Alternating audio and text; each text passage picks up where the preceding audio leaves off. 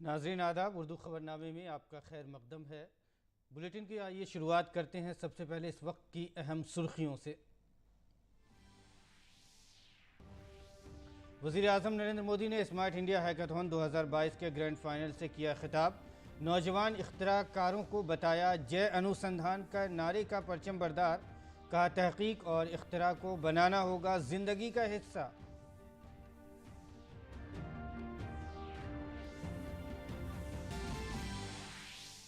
वज़ीर दिफा राजनाथ सिंह नई दिल्ली में तंजानिया के हम मनसब के साथ करेंगे दो तरफ़ा बातचीत।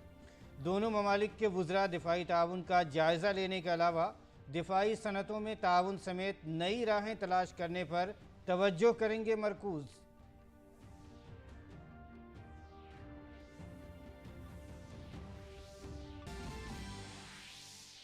मरकज़ी वज़ीर दाखिला अमित शाह ने जम्मू कश्मीर के सिक्योरिटी इंतजाम पर दिल्ली में की एक अहम मीटिंग। अमरनाथ यात्रा के कामयाब इनकाद के लिए की सिक्योरिटी एजेंसियों और इंतज़ामिया की कोशिशों की तारीफ। कहा दरपर्दा जंग पर फैसला कुन फतह करेंगे हासिल।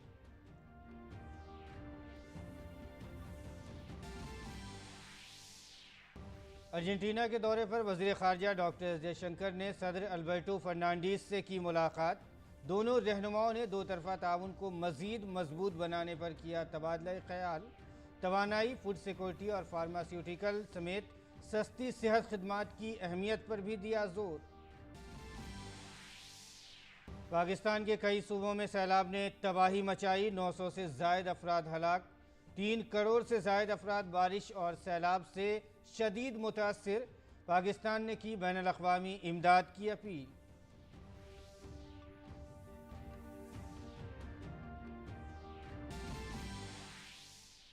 आलमी बैडमिंटन चैंपियनशिप में आज HS परनाय खेलेंगे अपना क्वार्टर फाइनल मैच। मर्दों के डबल्स में सतूक और चिराग के अलावा ध्रुव कपिला और MR अर्जुन की जोड़ी भी खेलेगी अपने अपने क्वार्टर फाइनल मैच। टेनिस खिलाड़ी नोवाक जोकोविच को कोविड-19 की वैक्सीन नहीं लगवाना पड़ा भारी। साल का आखिरी ग्रैंड स्लैम US ओपन में नहीं ले सकेंगे हिस्सा। खुद ट्वीट करके दी ये जानकारी।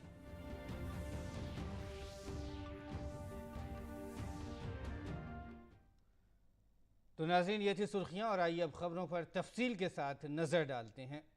वज़ीर आज़म नरेंद्र मोदी ने वीडियो कॉन्फ्रेंसिंग के ज़रिए स्मार्ट इंडिया हैकाथॉन 2022 के ग्रैंड फिनाले से खिताब किया। इस दौरान उन्होंने नौजवानों से बातचीत भी की।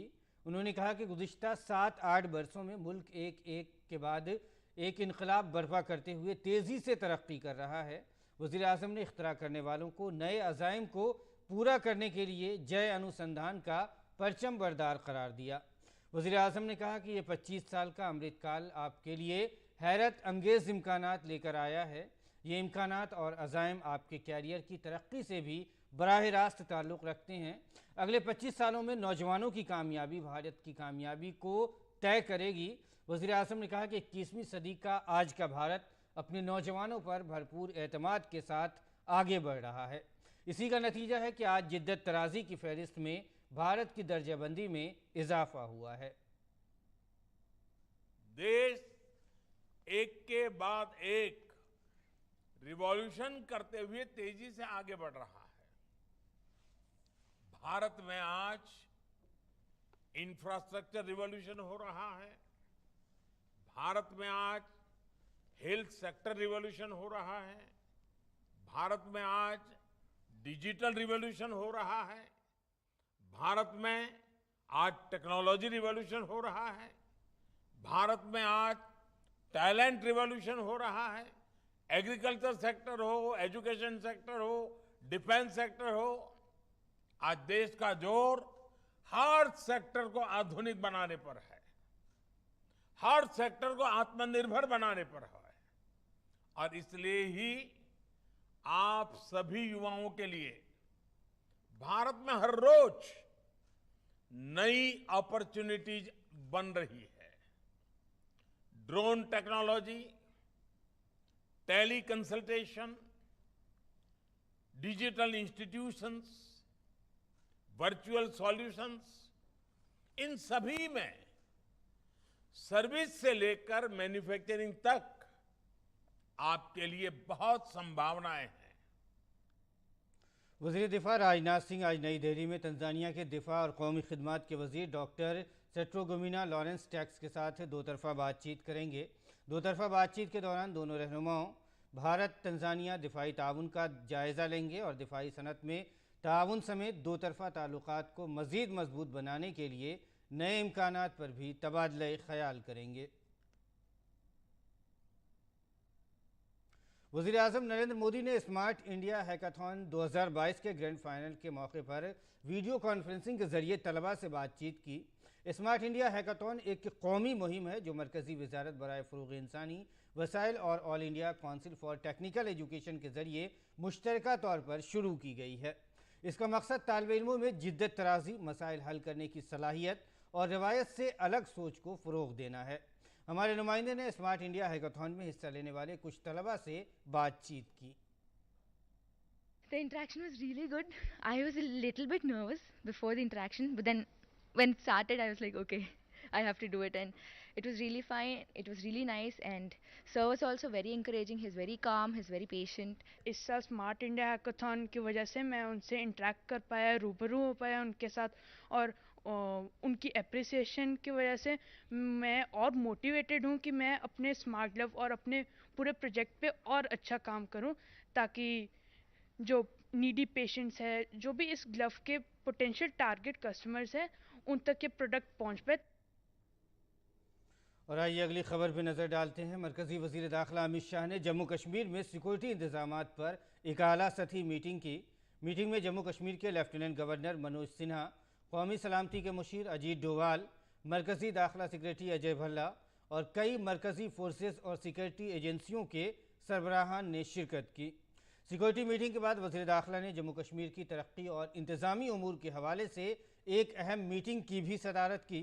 मरकज़ी वज़ीर दाखिला ने कहा कि वज़ीर आज़म नरेंद्र मोदी के खुशहाल और पुरअमन जम्मू कश्मीर के विज़न को पूरा करने के लिए सिक्योरिटी फोर्सेस और पुलिस को सरहद और एलओसी को नाकाबिल तस्खीर बनाने के लिए अपनी मरबूत कोशिशें जारी रखनी चाहिए। उन्होंने कहा कि जम्मू कश्मीर के अवाम सिक्योरिटी फोर्सेस की मदद से इस दरपर्दा जंग में फैसला कुन फतह हासिल करेंगे।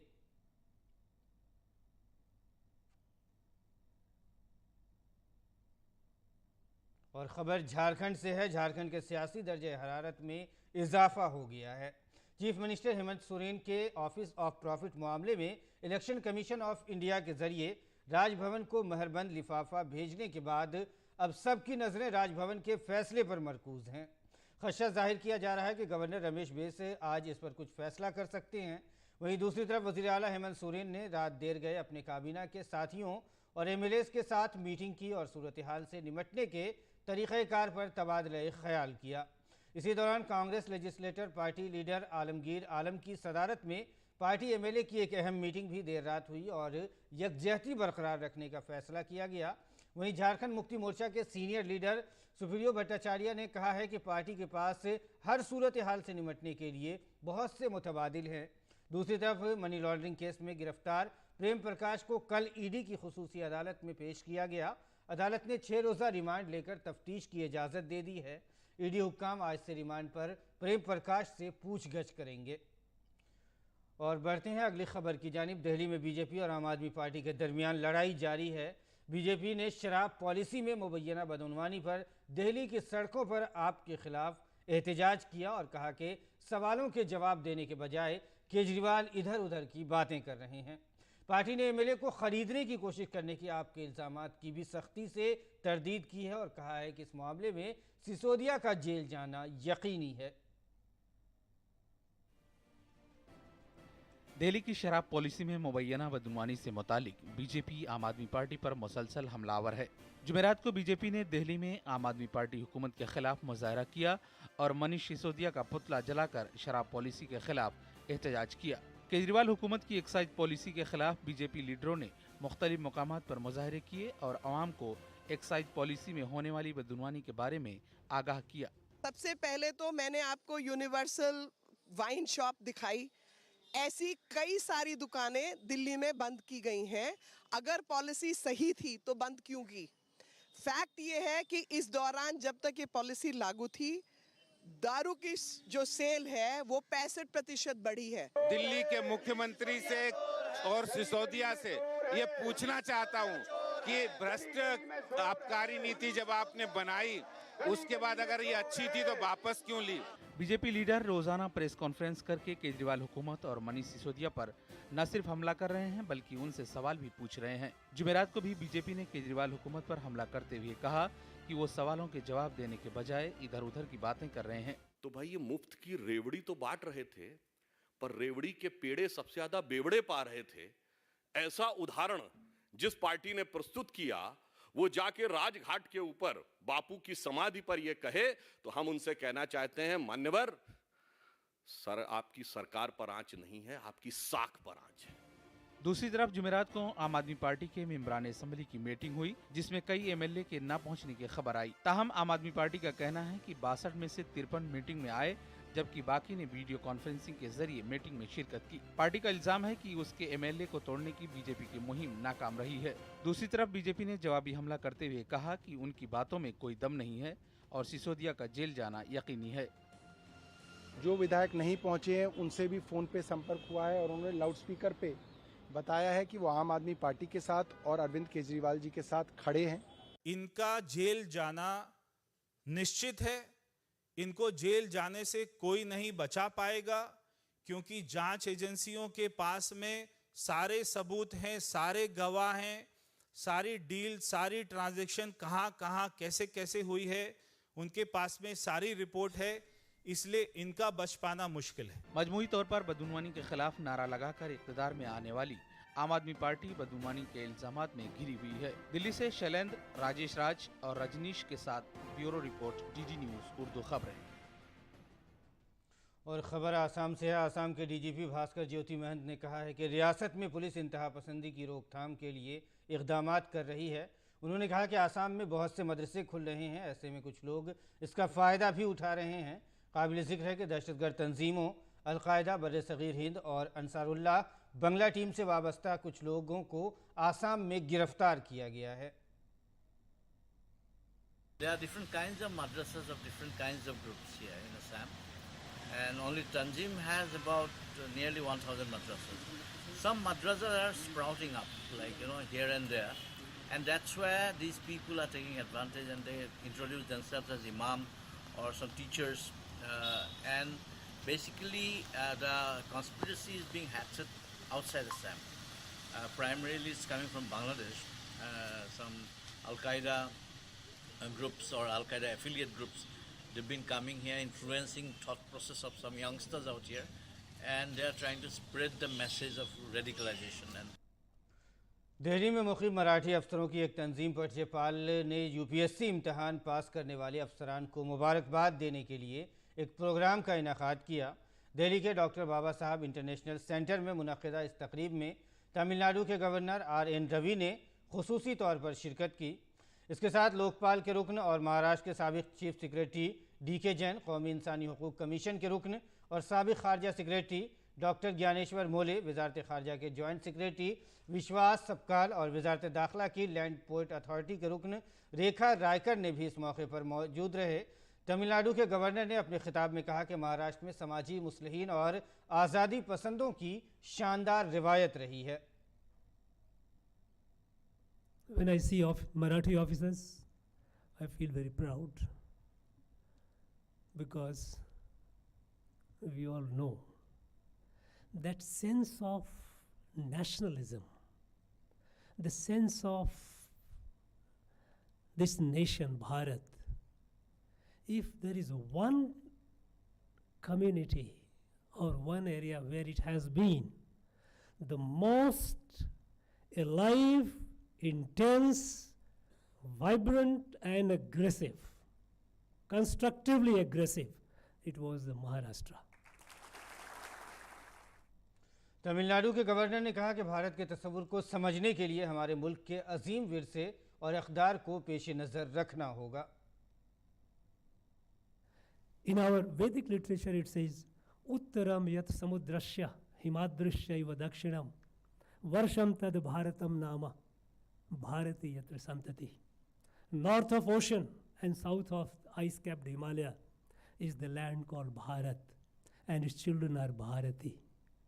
It is an enlightened land. Bharat, you all know, Bha is a Sanskrit root for Roshni, light, Prakash. सूरज को हम भास्कर कहते हैं, रोशनी देता है. किसी भी चीज़ को, कॉम्प्लेक्स चीज़ को जब व्याख्या होता है उसको हम भाष्य बोलते हैं, प्रकाश. रथ लिपटा हुआ, enlightened land. It is since thousands and thousands of years ago, Bharat. और मध्य प्रदेश में बारिश की वजह से आम जिंदगी थम सी गई है. मुरैना में खतरे के निशान से 8.40 मीटर ऊपर बहने वाली चंबल नदी के पानी से 51 गांव घिर गए हैं. छतों पर बैठे मदद के मुंतशिर लोगों को फौज के हेलीकॉप्टर के जरिए बाहर निकाला गया. पुलिस और एसडीआरएफ की 6 टीमें लोगों को महफूज मकाम पर पहुंचाने और सैलाब में फंसे लोगों को खाना फराहम करने में मसरूफ़ हैं. भिंड में भी सूरत हाल तशवीशनाक है. यहाँ 10 गांव पानी में घिरे हुए हैं. इसके अलावा इंतज़ामिया मुतासरा गांव में कश्तियों के जरिए हर मुमकिन मदद फराहम करने की कोशिश कर रही है.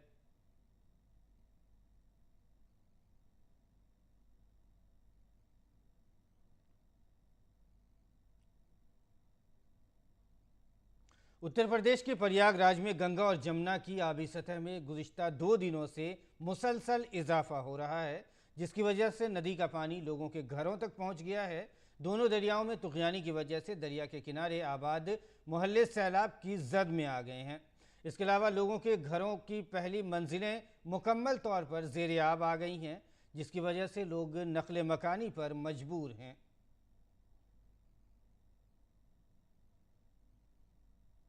और राजस्थान और मध्य प्रदेश में बारिश की वजह से नर्मदा और धरोई डैमों के पानी की सतह में भी इजाफा हो गया है. हाल ही में बनासकांठा में शदीद बारिश की वजह से साबरमती नदी में धरोई डैम से 70,000 क्यूसिक से ज़्यादा पानी नदी में छोड़ा गया, जिसकी वजह से साबरमती नदी खतरे के निशान से ऊपर बह रही है. साबरमती नदी में पानी की सतह बरकरार रखने के लिए वासना बैराज के 19 दरवाजे खोल दिए गए हैं.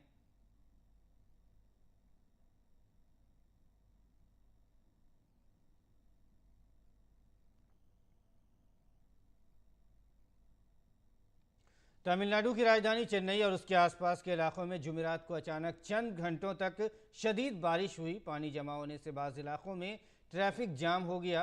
पुनमले, उडी, कनराथू, कातुपम और पूरू, अमत्तू, तंबरम और मोगी पर समेत दिगर इलाकों में तेज़ बारिश हुई है. दरियासना महकमा मौसमियात ने तिरुवल्लोर, चेन्नई, कांचीपुरम और चंगलपट्टू अजला के कुछ इलाकों में दरमियानी से भारी बारिश और गरज चमक के साथ बारिश की पेशगोई की है. इसके अलावा महकमा मौसमियात ने अगले 5 दिनों तक तमिलनाडु और पुडुचेरी के कुछ इलाकों में मूसलाधार बारिश की पेशगोई की है. मध्य प्रदेश के दारुल-हुकूमत भोपाल में 22 अगस्त से शुरू हुए national science film festival of India आज ख़त्म हो रहा है. मेले के इस 12वें एडिशन में मुल्क भर से साइंस फिल्मसाज हिस्सा ले रहे हैं. भारत सरकार का विज्ञान प्रसार महकमा साइंस और टेक्नोलॉजी इस फेस्टिवल का इनाकाद कर रहा है. National science film festival of India मुल्क का वाहिद साइंस फिल्म फेस्टिवल है जो 2011 से हर साल मुल्क के मुख्तलिफ हिस्सों में विज्ञान प्रसार के जरिए मुनाकिद किया गया है. इस फिल्म फेस्टिवल का मकसद साइंसदानों और फिल्मसाजों की बाहमी हम आहंगी की हौसला अफजाई करना है ताकि फिल्म जैसे ताकतवर मीडियम के जरिए आम लोगों और तलबा में साइंसी शऊर को फ़रोग़ दिया जा सके. इस बार फिल्म फेस्टिवल में इफ्तिताही फिल्म मुल्क के अजीम साइंसदान आचार्य प्रफुल्ल चंद्र की ज़िंदगी पर बनी फिल्म थी. नोएडा के सेक्टर 93 में वाक़ सुपरटेक ट्विन टावर्स के इन्हदाम के लिए उल्टी गिनती शुरू हो गई है. इस 32 मंजिला इमारत को गिराने के लिए धमाका खेज मवाद नस्ब करने का काम भी मुकम्मल कर लिया गया है. आसपास के मकीनों की शिकायत और रिहायशी इलाकों में तामीराती शराइत की खिलाफ वर्जी के बाद बिलाखिर सुप्रीम कोर्ट ने इस मशहूर इमारत को गिराने की तारीख 28 अगस्त मुकर्रर कर दी है. देखिए इस सिलसिले में हमारे नामानिगार धीरज कुमार की ये खुसूसी रिपोर्ट. 28 अगस्त के दिन तकरीबन 2:30 बजे सुपरटेक की बनी बदुलवानी की फलकबोस इमारत जमींदोज की जाएगी. नोएडा के सेक्टर 93 में वाक़ 40 मंजिला इन ट्विन टावरों की तामीर साल 2009 में शुरू हुई थी। दोनों टावरों में 950 से ज्यादा फ्लैट्स बनाए जाने थे। बाद में बिल्डिंग के प्लान में तब्दीली हुई। प्लान में तब्दीली के बाद कई खरीदार साल 2012 में इलाहाबाद हाई कोर्ट चले गए। साल 2014 में इलाहाबाद हाई कोर्ट ने नोएडा अथॉरिटी को ट्विन टावर को गिराने का हुक्म दिया था। अब सुप्रीम कोर्ट ने इसे जमींदोज करने का हुक्म दिया है। एक्सक्लूजन जोन है वो 500 मीटर, लगभग 500 से 700 मीटर की विड्थ में बनाया गया है, जिसमें पूरी तरह से ट्रैफिक बंद रहेगा। इसके अलावा जो नोएडा ग्रेटर नोएडा एक्सप्रेसवे है वो भी लगभग 2 बजे से लेके 3 बजे तक डाइवर्ट रहेगा, बंद रहेगा। इसके अलावा फायर टेंडर्स, ट्रैफिक पुलिस की व्यवस्था, मेडिकल टीम्स, 2 सेफ हॉस्पिटल्स बनाए जा रहे हैं, फेलिक्स हॉस्पिटल और यथार्थ हॉस्पिटल, जहां पे मेडिकल टीम सेंसिटाइज्ड रहेगी। यहाँ पे एनडीआरएफ की टीम भी कॉशन से रखी जाएगी। ट्विन टावरों की तामीर में फायर सेफ्टी से ओपन स्पेस के मयार की खिलाफवर्जी की गई। बिल्डिंगों के दरमियान मुनासिब दूरी का ख्याल नहीं रखा गया। सुपरटेक ने ग्रीन बेल्ट इलाके में दोनों टावर खड़े कर दिए। इमारत को गिराने वाली कंपनी एडिफिस और साउथ अफ्रीका की जेट कंपनी ने रिहायशी अफराद को यकीन दिलाया है कि इमारत के गिरने से उन्हें कोई खुसूसी दिक्कत पेश नहीं आएगी। रेसिडेंट्स को हमने काफ़ी तरीके से सचेत किया गया है कि पहले तो उनको कोई डरने की ज़रूरत नहीं है। जो वाइब्रेशंस हम सोच रहे हैं जितना आएगा उतना उस वाइब्रेशन से कोई डैमेज होगा नहीं स्ट्रक्चर को। ये हम उनको काफ़ी तरीके से समझा चुके हैं। सुप्रीम कोर्ट में 7 साल तक मामले की समाअत के बाद कोर्ट ने 31 अगस्त 2021 को रिहायशी लोगों के हक में फैसला सुनाया। सुप्रीम कोर्ट ने अपने फैसले में बिल्डिंग को मुनहदिम करने के लिए 28 अगस्त की तारीख मुकर्रर की। Bureau report, DD news Urdu खबरें। और नाज़रीन, आइए अब एक नज़र डालते हैं दिल्ली से शाये होने वाले उर्दू अखबारात पर।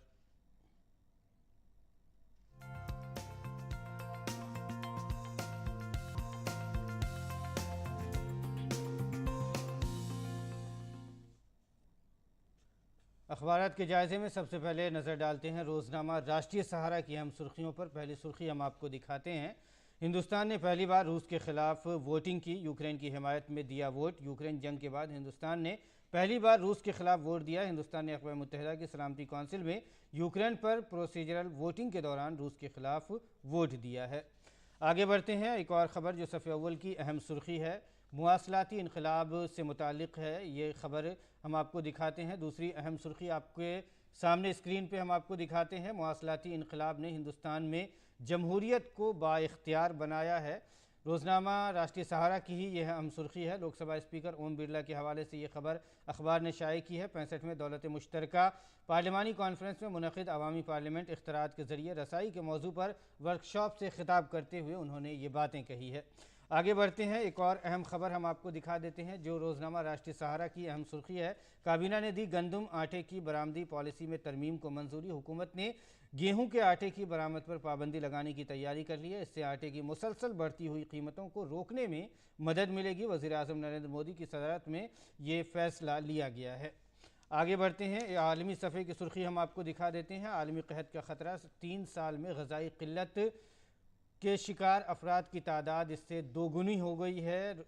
ये आलमी सफ़े की सुर्खी है।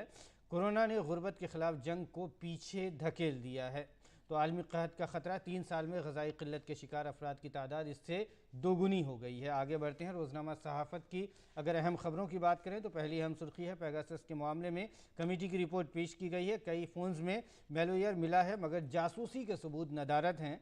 राजदारी के कानून को बेहतर बनाने और हक़ राजदारी में बेहतरी, कौमी साइबर सलामती में इजाफा और गैर कानूनी जासूसी से मुतालिक शिकायत के कम करने के निज़ाम को मौसर बनाया जाना चाहिए, ये चीफ जस्टिस का कहना है। एक और अहम खबर सफ़े अव्वल की अहम सुर्खी है। यूपी में बीजेपी के कमांडर बने भूपेंद्र सिंह। वज़ीर आला योगी आदित्यनाथ ने सिंह को रियासती सदर बनाए जाने पर मुबारकबाद दी है। बीजेपी ने यूपी में हुकूमत के काबीनी वज़ीर और कानून साज कौंसिल के रुकन भूपेंद्र यादव को पार्टी का रियासती सदर बनाकर इस ओहदे पर तैनाती कर दी है। पिछले कुछ दिनों से चेमी गोइयाँ चल रही थी इस सिलसिले में। आगे बढ़ते हैं और आलमी सफ़े की सुर्खी हम आपको दिखा देते हैं। जनूबी अफ्रीका में हर दिन लाखों लोग एक खुराक तर्क करने पर मजबूर हैं। मुजाहिरीन का हुकूमत से महंगाई और आम अशिया की बढ़ती हुई कीमतों पर काबू पाने का मुतालबा है। तो अफ्रीका में हर दिन लाखों लोग एक खुराक तर्क करने पर मजबूर हैं। ये थी आलमी सफ़े की सुर्खी। तो नाज़रीन, उर्दू अखबारात के जायज़े में फ़िलहाल इतना ही, और आइए अब बैनुल-अक़वामी ख़बरों पर नज़र डालते हैं। बैनुल-अक़वामी ख़बरों में सबसे पहले बात करते हैं पाकिस्तान में मुआशी बहरान की। पाकिस्तान में मुआशी बहरान और सियासी अदम इस्तेहकाम में इजाफा होता जा रहा है। बारिश और सैलाब ने भी मुल्क में ज़बरदस्त तबाही मचाई है, जिसके पेश नज़र वज़ीर आज़म शहबाज शरीफ की हुकूमत ने आलमी बिरादरी से फौरी मदद की दरख्वास्त की है। शरीफ हुकूमत ने कहा है कि पाकिस्तान जनूबी एशिया में मौसमियाती तब्दीलियों के तबाहकुन असरात से मुतासर हुआ है, इसलिए आलमी बिरादरी को उसकी मदद के लिए आगे आना चाहिए। सिंध, बलूचिस्तान और पंजाब सूबों में शदीद बारिश और सैलाब ने बड़ी तबाही मचाई है। खैबर पख्तूनख्वा में भी बारिश और सैलाब की वजह से कई अफराद की मौत हुई है। गुज़िश्ता रोज़ जारी किए गए आदाद व शुमार के मुताबिक कुदरती आफत से 900 से ज़ायद अफराद की मौत हो चुकी है, जबकि 3 करोड़ अफराद मुतासर हुए हैं। इसके अलावा ज़राअत और मवेशियों को भी भारी नुकसान पहुँचा है। सैकड़ों घर और सड़कें बह गई हैं। यूक्रेन के सदर व्लादिमीर ज़ेलेंस्की ने बैनुल-अक़वामी एटमी तवानाई एजेंसी और दीगर आलमी इदारों पर जोर दिया है कि ज़ापोरिज़िया जौहरी प्लांट से रूसी फौजियों को निकालने के लिए फौरी कार्रवाई करें। ज़ेलेंस्की ने कहा कि जौहरी पावर प्लांट में रूसी फौजियों की मौजूदगी से तबाही का खतरा बतदरीज बढ़ रहा है। आलमी सेहत तंजीम WHO ने कहा है कि गुज़िश्ता एक हफ्ते के दौरान आलमी सतह पर मंकी पॉक्स के केसेस की तादाद में 20% कमी आई है। WHO ने जुलाई में मंकी पॉक्स को आलमी सतह की इमरजेंसी करार दिया था। अब तक 96 ममालिक से मंकी पॉक्स के 41,000 से ज़्यादा केसेस और 12 अमवात दर्ज हो चुकी हैं, जिनमें से ज़्यादातर का ताल्लुक अमेरिका से है। WHO की रिपोर्ट के मुताबिक केसेस की तादाद में कमी मुमकिना तौर पर इस बात की निशानदही कर रही है कि यूरोपीय खित्ते में वबा में कमी आ रही है। और अब खेल की खबरें। जापान में जारी आलमी बैडमिंटन चैंपियनशिप में आज मर्दों के सिंगल्स ज़ुमरे में भारत के HS Prannoy quarter final match में चीन के हाउ जून पेंग के साथ मुकाबला करेंगे। प्रणय ने प्री क्वार्टर फाइनल मैच में हमवतन लक्ष्य सेन को शिकस्त दी। साथ ही मर्दों के डबल्स ज़ुमरे में ध्रुव कपिला और MR अर्जुन की जोड़ी क्वार्टर फाइनल में इंडोनेशिया के मोहम्मद एहसान और हेंदा ओस्तियान से मुकाबला करेगी, जबकि दूसरी जानिब चिराग शेट्टी और सतुक सिराज रैंकी रेड्डी की जोड़ी का मुकाबला क्वार्टर फाइनल में जापान के ताकुरा होगी और यूगो कोहायाशी से होगा।